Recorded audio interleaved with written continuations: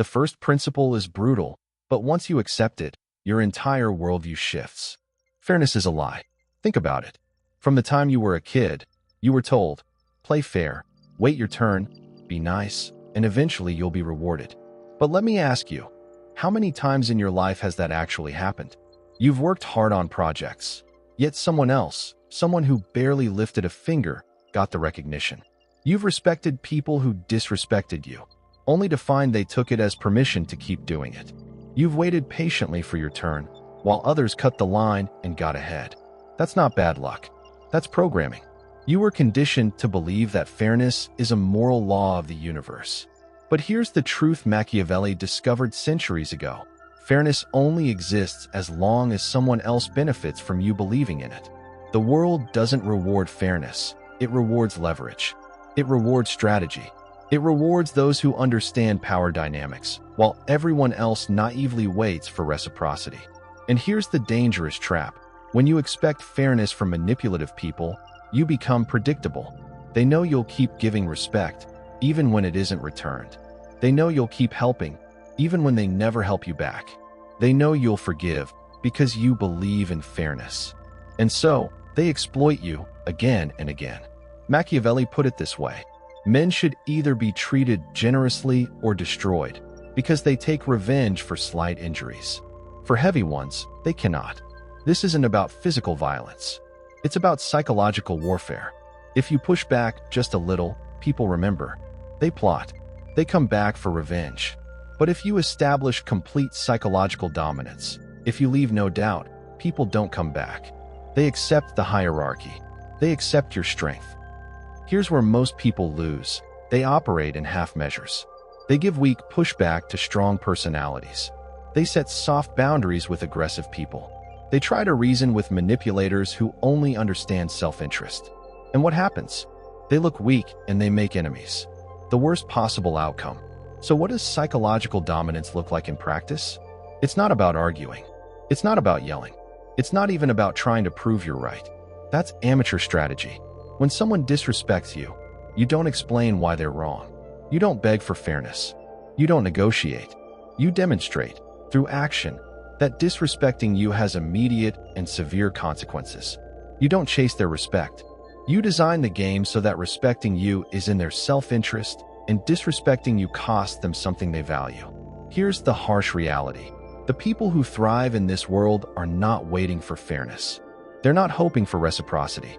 They're not counting on good intentions. They're strategic. They're decisive. They're playing chess while the rest of us are stuck on checkers, begging for rules that don't even exist. The question is, how much longer are you willing to play by rules that others broke long ago? This is the first step in becoming dangerously confident. Stop waiting for fairness. Stop hoping people will suddenly wake up and treat you the way you deserve. Instead, understand this. Fairness is not a rule. Fairness is a tool. And it's a tool that powerful people use against the naive. Once you stop believing in fairness as a law of the universe, you stop being prey. You stop being predictable. And you start becoming someone who others think twice before crossing.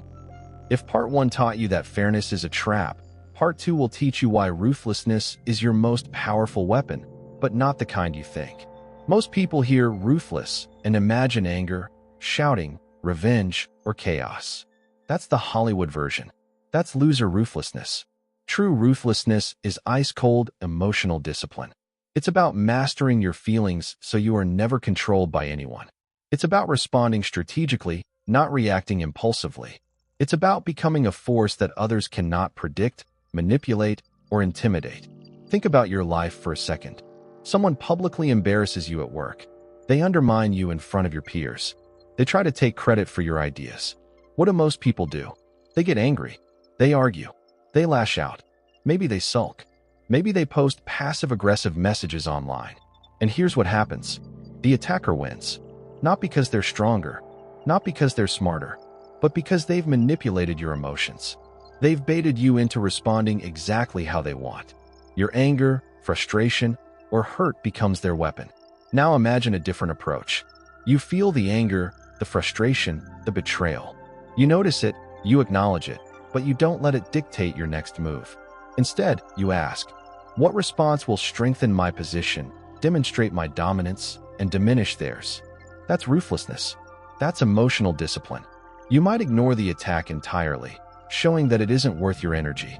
You might respond coldly, with facts and logic, leaving the attacker looking foolish. You might take one decisive action that demonstrates your power so clearly that they, and everyone watching, understand you are not to be messed with. Machiavelli captured this perfectly. Injuries should be inflicted all at once, so that their ill effects do not linger. Half measures only create enemies. Half measures are the trap. Weak, reactive responses show that you can be pushed, prodded, manipulated. Decisive, disciplined action creates psychological authority. It signals to everyone, you are not emotional prey. You are strategic. You are untouchable. Think about the most powerful people you know. Do they scream, shout, or throw tantrums? No, they stay calm. They observe. They analyze. And they strike with precision. Here's the secret most people never realize. Emotions are information, not instructions. Anger tells you someone crossed a line. Frustration tells you someone is testing your boundaries. Disappointment tells you that someone underestimated you. But these are data points, not commands. The truly ruthless person doesn't react to data. He interprets it, calculates the optimal response, and executes it flawlessly. Let me give you a concrete example. Imagine a colleague tries to sabotage your presentation. A reactive person confronts them loudly, creates a scene, and validates the attack. A ruthlessly disciplined person takes a deep breath, documents everything, and later delivers a subtle, devastating counteraction, one that leaves the saboteur embarrassed, while the disciplined person emerges stronger and respected. That is real power. That is psychological dominance. And here's the most important takeaway. When others know they cannot manipulate your emotions, they start treating you differently. They hesitate before crossing you. They think twice before testing boundaries. They respect your space because they understand that any attack could backfire with precision and consequence. Ruthlessness is not cruelty. It's not malice. It's mastery. It's strategic composure under fire. It's the difference between being a pawn in someone else's game and being the player who moves pieces with calculated precision. Here's a truth that most people refuse to face.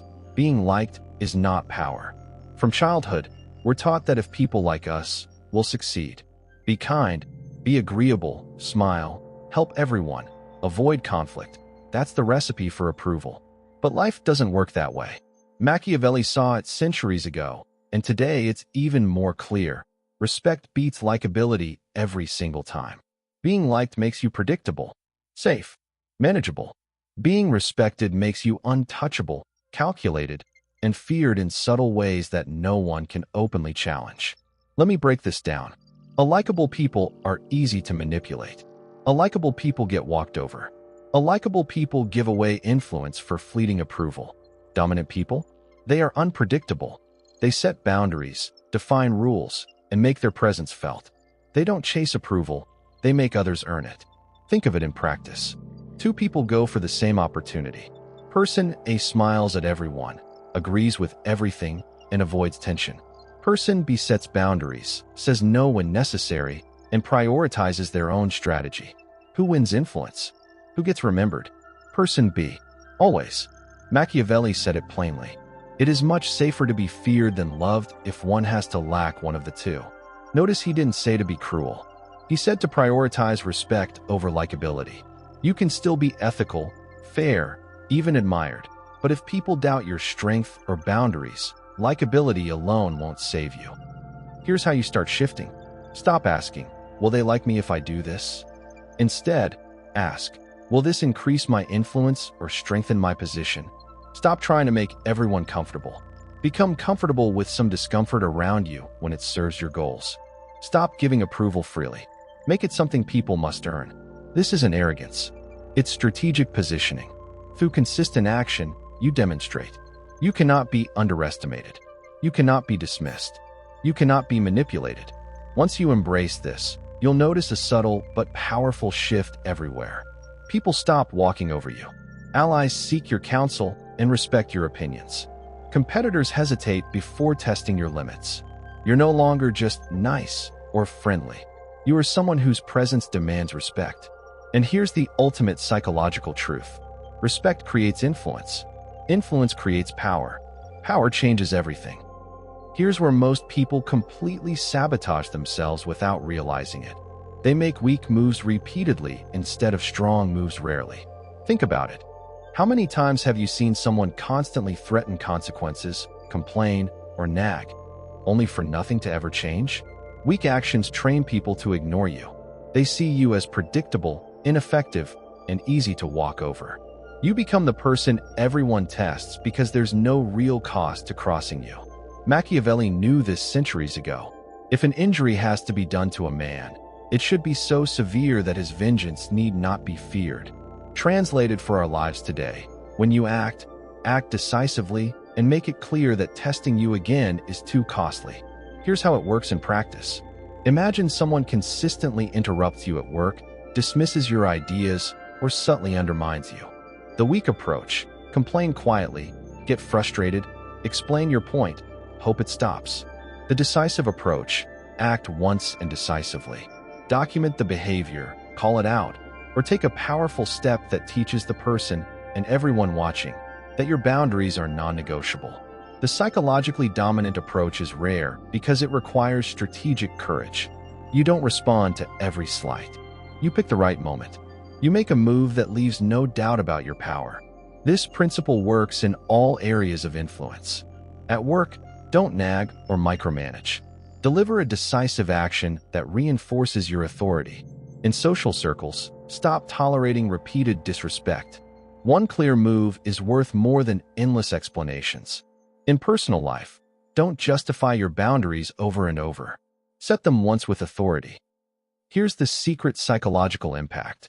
People remember decisive actions far longer than repeated weak warnings. One bold, strategic move communicates more power than months of complaining ever could. This is not about being ruthless for the sake of cruelty. It's about psychological clarity. You show that your word means something. You demonstrate that your time, energy, and respect are valuable. You make others think twice before testing you again. Ultimately, decisive action isn't just about punishment. It's about creating a reputation where people know you don't threaten lightly. You don't tolerate disrespect. Your moves are effective and memorable. When others see this, they start modifying their behavior automatically, without you having to constantly enforce it. That's the hallmark of psychological superiority. Influence that works silently but powerfully. Perception management is reality control. Here's the brutal truth most people refuse to face. What people think about you matters far more than who you actually are. You could be the most competent, kind, and talented person in the room, but if your perceived value is weak, you'll be overlooked, dismissed, or manipulated. That's the silent law of human psychology. Think about it. How often do people judge you in seconds rather than minutes? Snap judgments are their default. They don't investigate your true skill or integrity. They react to signals, posture, tone, confidence, and social cues. Machiavelli recognized this centuries ago. Everyone sees what you appear to be. Few experience what you really are. In other words, your image is your reality. If others perceive you as weak, indecisive, or unworthy, no amount of talent or goodness will change their behavior. So what does this mean for you? It means you need to manage perception like a master strategist. Here's how psychological dominance through perception works. Your body language communicates power before you speak. Walk into a room confidently. Make eye contact. Speak with authority. People instantly categorize you as someone important. Your social signals matter. Who you associate with, how you interact, and even subtle cues like tone and posture send constant messages about your value. Strategically highlight successes. Don't be shy about accomplishments, but share them in a way that emphasizes your strategic thinking, competence, and influence, not just luck. Maintain mystery. Let people fill in the blanks with positive assumptions rather than knowing every flaw or weakness. Mystery adds perceived power. Confidence is contagious. Even if you feel uncertain inside, projecting unshakable confidence convinces others you're a force to be reckoned with. Here's a concrete example. Two people achieve the same result at work. One posts updates, shares wins strategically, and demonstrates competence. The other quietly hopes people notice. Guess who gets the promotions, attention, and influence? The person who manages perception, not the person who merely works hard. Perception management isn't lying or faking. It's strategic presentation. You're not pretending to be competent. You're showing the world the competence you actually have in a way that ensures it gets recognized. The moment you realize perception drives reality, your life changes. People start responding to your authority before you even say a word. Opportunities come to you because others assume you're the one in control. You're no longer competing to prove your worth. You're being perceived as valuable by default. The secret is simple but powerful. People treat you according to how you train them to see you. If you don't actively manage that image, someone else will, and they'll likely do it in a way that benefits them, not you. Narrative control is psychological warfare. Here's a truth that will completely change the way you see influence. It's not just what happens that matters. It's how people interpret it. Every action, every decision, every interaction can be framed in multiple ways. The same move can be seen as leadership or arrogance, confidence or selfishness, strength or aggression. The person who controls the story controls the meaning. Most people make a massive mistake. They focus entirely on their actions and ignore the story being told about them. They think, if I'm competent and fair, people will naturally see my value. That's naive. Reality isn't objective, it's perceived. Machiavelli observed this centuries ago. Men in general judge more from appearances than from reality. People don't have time to investigate every situation thoroughly. They rely on the simplified story they hear from trusted sources. Whoever controls that story controls what people believe. This is the heart of narrative warfare. If you can shape the story about your actions before others do, you control the battlefield. Here's how it works in practice. Frame successes strategically. When you achieve something big, don't just state the result. Tell the story in a way that highlights your intelligence, foresight, and strategy, not luck. Make it clear you earned it. Control the narrative of failures. Mistakes happen, but you can spin them into lessons, resilience, or evidence of long-term strategy. People remember the story, not the raw facts. Reframe attacks. When someone criticizes or undermines you, don't just defend yourself. Use the attack to reveal their flaws, insecurities, or jealousy while elevating your position. For example, imagine you have to cut ties with a toxic friend. They tell everyone you're selfish and uncaring. If you stay silent, their story becomes the accepted version. But if you control the narrative, you frame it as a principled decision, someone who values their mental health and respects boundaries. People see strength, not cruelty. Advanced narrative control means thinking ahead. How will this action be interpreted? What story do you want people to remember? How can you position yourself as strategic, competent, and dominant, even in conflict? Every situation becomes an opportunity to shape perception and influence behavior. You're no longer reacting, you're steering the ship. The power of narrative control is subtle but devastating. People start seeing you as a leader before you even speak. Your reputation grows organically because the story of you spreads strategically. Opponents find it almost impossible to undermine you because the narrative works in your favor. In short, controlling the story is controlling reality. Master this, and you're no longer at the mercy of other people's interpretations. You dictate how the world sees you. Systematic consequences create psychological authority. Here's a principle that separates the truly powerful from the reactive. Real influence doesn't rely on anger, manipulation, or emotion. It relies on systems. Think about it. When someone gets angry at a problem or threatens another person, they're giving others control over their power. Their emotions are predictable, and that predictability makes them vulnerable. But when influence is based on automatic consequences, your power becomes untouchable. Machiavelli understood this centuries ago. A wise ruler should rely on what is in his own control, not on what is in the control of others. The idea is simple but brutally effective. Create systems where behavior determines access and consequences naturally follow actions. Let's break it down with examples. Time and respect. Instead of arguing with people who disrespect your time, make your availability contingent on reliability. If someone cancels last minute or shows up late repeatedly, you simply stop prioritizing them. No drama. No guilt trips. The system enforces itself. Generosity and effort. Don't let unappreciative people drain your energy. Allocate help and resources to those who reciprocate or show gratitude. Those who waste your effort automatically get less. Boundaries and influence. People respect your boundaries when there's a predictable consequence for crossing them. If disrespect leads to exclusion, you don't need to yell or justify yourself. Your system speaks for you. Here's a concrete scenario. Imagine you organize social events. Some friends repeatedly cancel or show up late. The naive approach is to nag, guilt trip, or try to convince them to be better. This only reinforces their bad behavior. They know you'll keep giving chances. The systematic authority approach: plan events only with those who confirm attendance and honor commitments.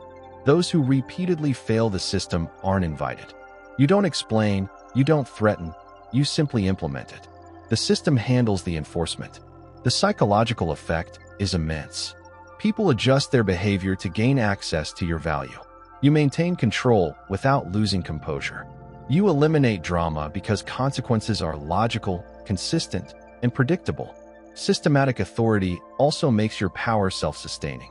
You don't have to remind people of rules constantly. The consequences teach themselves. It's invisible dominance. People act according to your framework without realizing it.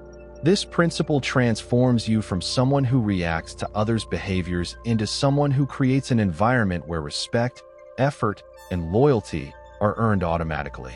You're no longer negotiating power. You design it into the system. Remember, emotion-driven influence is weak. System-driven influence is untouchable. This is how leaders, strategists, and the psychologically dominant operate in every sphere of life. They remove chance and emotion from their authority and replace it with predictable structure. Silent dominance, ultimate power. This is the pinnacle of psychological mastery. If you've absorbed everything so far, this part will cement your transformation. True dominance doesn't need to announce itself. It's felt, not declared. Think about the most powerful people you've ever encountered. The ones who command respect, attention, and influence without raising their voice, without bragging, without threatening anyone. Chances are, they didn't tell people they were powerful. You just knew it. Machiavelli said it best. The lion cannot protect himself from traps, and the fox cannot defend himself from wolves. One must therefore be a fox to recognize traps, and a lion to frighten wolves. Silent dominance is about blending cunning with strength without giving anyone a clue about your strategy. You observe while others perform, calculate while others react, and position while others posture. By the time anyone realizes what you've done, it's already too late to counter. Here's how it works in practice. Observation over announcements. You watch patterns, behaviors, and opportunities quietly. While everyone else is talking and performing, you're learning and positioning. Cunning over aggression. You anticipate problems before they arise and move strategically. You influence without needing to force compliance. Results over words. People notice outcomes, not intentions. Your influence is measured in what you achieve, not what you say. Mystery over overexposure. You reveal just enough to impress, but never enough to be predictable. Mystery forces others to fill in the gaps with admiration, respect, or even fear. Consider this example.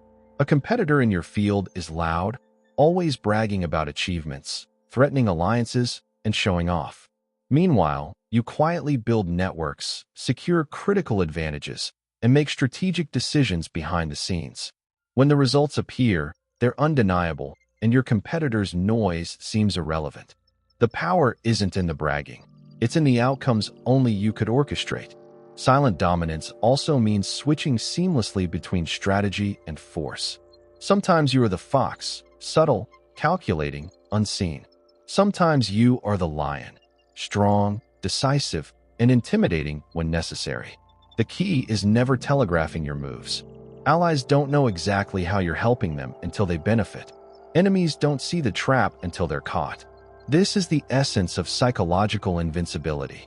People sense your authority, respect your decisions, and hesitate to challenge you, all without you having to shout, threaten, or justify. The transformation. Now, let's tie this all together. You've learned 8 brutal but transformative principles. 1. Fairness is a trap. Stop waiting for it. 2. Ruthlessness is emotional discipline. Control yourself first. 3. Psychological dominance trumps likability. Respect is power. 4. Decisive action builds undeniable influence. Make your moves count. 5. Perception management is reality control. Your image is your power. 6. Narrative control is psychological warfare. Frame the story. 7. Systematic consequences create authority. Let rules enforce respect. 8. Silent dominance is ultimate power. Be felt, not announced. Here's the truth you must accept. If you don't master these principles, someone else will use them to dominate you. Every day you wait is another day someone less deserving builds influence while you remain unnoticed, reactive, and frustrated. But here's the liberation. Once you internalize these lessons, you cannot be manipulated again. You become strategically formidable, psychologically confident, and socially untouchable. You stop being a victim of human nature and start playing the game on your terms. So here's the choice. Remain nice, predictable, and easy to manipulate. Or step into your power, embrace these principles, and become someone impossible to ignore. If you're ready to stop being controlled and start controlling your world, comment, "I refuse to be psychologically dominated" below. Like and share this video with someone who needs to hear the truth. Subscribe to continue your transformation into a person who commands respect, influence, and power without apology. Remember, dangerous people are already moving. It's your turn to act, silently, strategically, and decisively. Your psychological empire begins now.